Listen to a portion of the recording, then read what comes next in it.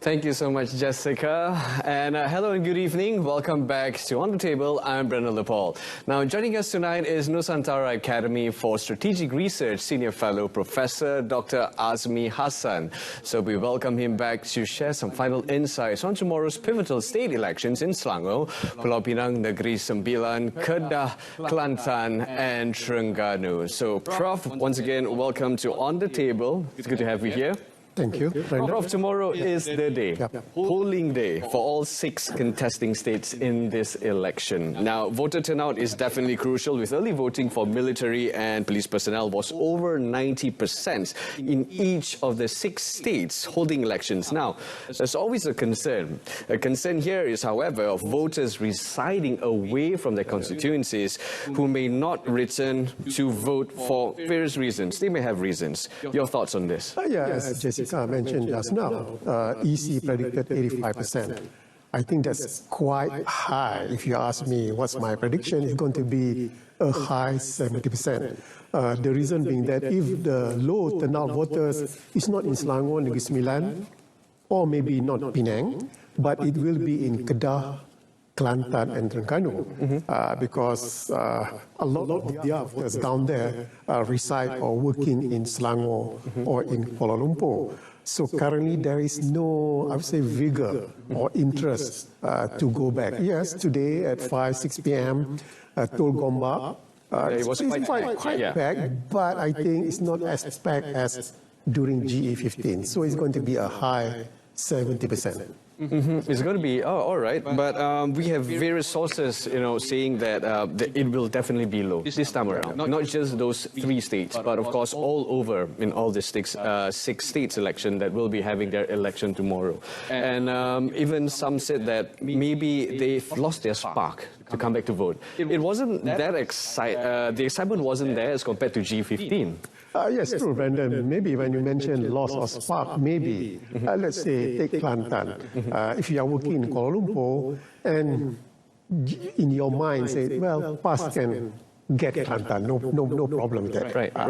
So there is no, I would say, spark there. There is no push for them to go back. That's the reason I said Kedah, Kelantan, Terengganu, the voters turnout will be quite low compared to Negeri Sembilan or Selangor, because most of their voters are residing, working in Selangor or Negeri Sembilan. And it's fairly near to move around. That's right. So that's the reason I think if low turnout, maybe the number in Kelantan, Terengganu that will pull down. Because as I mentioned, the spark is basically not there. Right. So Battleground States, namely Kedah, Kelantan, Terengganu, are definitely the focus of the unity government this time around to gain momentum in strengthening the coalition of PH and B and PAC within this coalition and their coalition. Now, would it make any difference if the coalition does not make much inroads within these states?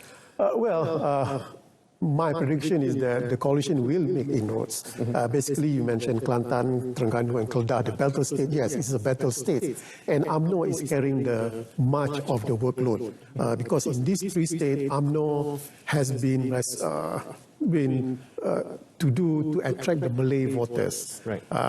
I'm sure there will be a lot of surprises in Kelantan, Terengganu and Kedah, even though PAS said they are not worried. And maybe they are a little bit of overconfident there. I think the overconfident will persuade the on-the-fence sitters, the fence-sitter voters, to make a very drastic decision. Right. So I guess expect some surprises in this particular 3 states. So it's going to be interesting tomorrow. Yes, very interesting. Well, what would the outcome be then if the election results were at a status quo, with Perikatan Nasional retaining their Kedah, Kelantan and Terengganu strongholds, and similarly PH and BN partnership retaining the 3 other states? Yeah, I wish status quo, my mind is going to be status quo 3 and 3, but I'm really wishing that Pakatan Harapan will make inroads in Kelantan, Terengganu and Kedah. I think that's the surprises there. When I mentioned before this, when they are making inroads together with Pakatan Harapan and also Barisan Nasional UMNO, so Pakatan Harapan or Prime Minister Datuk Seri Anwar can say that the people in this particular 3 states and plus the other 3 states of Pakatan Harapan accept the unity government. Right. Because they consist of 10 million voters, nearly half of the total voters. So I'm really hoping that. Why I'm hoping is that because if Perikatan Nasional got a landslide victory, if Then Perikatan Nasional said, well, these voters say that they are not satisfied with the federal government. Right. So the number game will be going on. Because Perikatan Nasional will say that we are supposed to be the federal government, not Pakatan Harapan Barisan Nasional.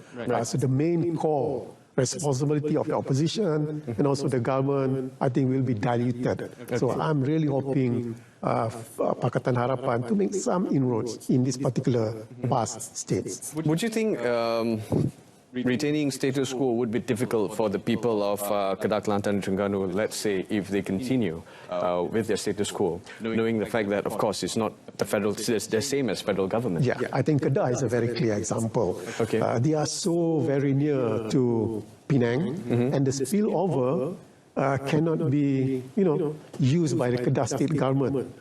Because they are not that friendly, not only with the state government of Penang, but also with the federal government. So it's very, very critical that, look at Negeri Sembilan, they are friendly with Selangor state government, and of course the federal government. The spillover from Selangor is being used wisely by the Negeri Sembilan state government. So it's very, very critical here. When the people, yes, you are electing the state government, but think ahead. Think ahead. Think ahead, 10, 20 years. You need a state government that are friendly to the federal government. Right. I think that's very critical here. Right. Okay, that's a good one. Thank you so much, Prof, for sharing with us that insights. Now, traditional and non-traditional methods of campaigning, we've seen it all over social media, especially in G15, where TikTok was literally used as one of the major tools to spread their manifesto, their information, so on and so forth, and also the norms during any election. But recently, we bear witness to live debates by personalities from rival parties, right? Now, do these make an impact on voters on the ballot boxes, to be honest, or the rakyat had already made up their minds? To be honest, Brian, the last debate between YB Rafizi and SAHIH from PAS is an anticlimax. Right. The debate should be, I think, between the decision makers. Rafizi, yes, he's a minister, but he's not contesting. Same with SAHIH. So I guess, no, it's still not within our culture, I presume.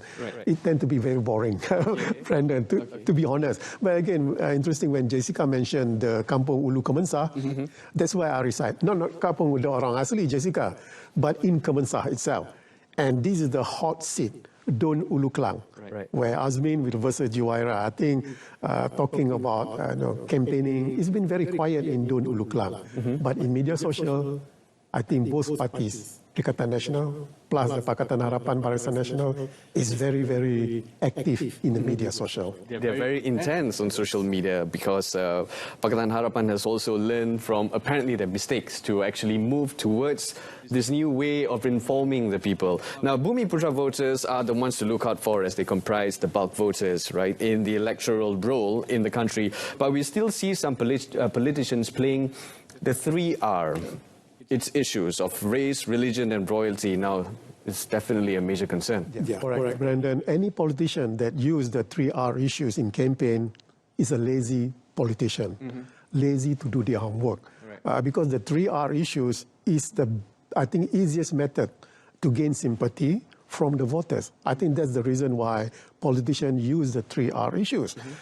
For them to use, let's say, climate change issues, environmental issues, or economic issues like OPR, you need to dig a lot of homework in order to persuade the voters. So I guess if you come across, Brandon, you come across any politician that use the particular 3R issues, they are a lazy politician that cannot be trusted. And we should analyze better. Correct. In order to actually, decide who to go for in the future. Like what you just mentioned, it's not about what happens now. We're talking about in the next 5 to 10 years. Now, yes, it is very crucial when it comes to state elections, but maybe those who are tuning in, till today we still hear people saying, it's just state elections.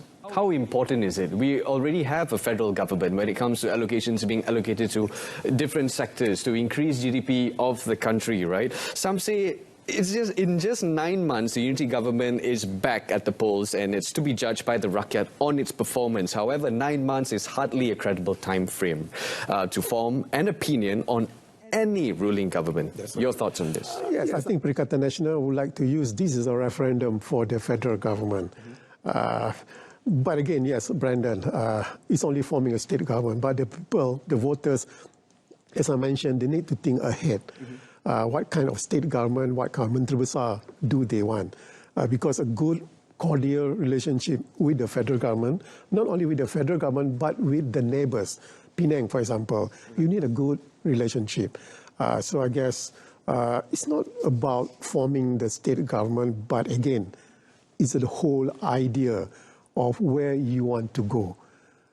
For example, for the Kelantanese people, for example, the Kelantan voters, whether you want to live with the water issues cannot be resolved, I think this is the time that they make the decision, and I think they will make a very pragmatic and rational decision. Right. So we can definitely go on and on about this, and of course it gets interesting as polling day is tomorrow. However, we have run out of time, but I've got one more question for you, Prof. While the state polls have no direct impact on the federal government, as we just mentioned, now losing ground in these traditional power bases could hinder plans for economic reforms, such as state policies when it comes to certain matters. Now, would this be a concern for the next general elections? Yes, it's a big concern. Let's say Pakatan Harapan lose a few grounds, but status quo remain. Most probably, Perikatan Nasional will doing their numbers game over and over again, stating that they are the best party to form the federal government. So the opposition will not do the job.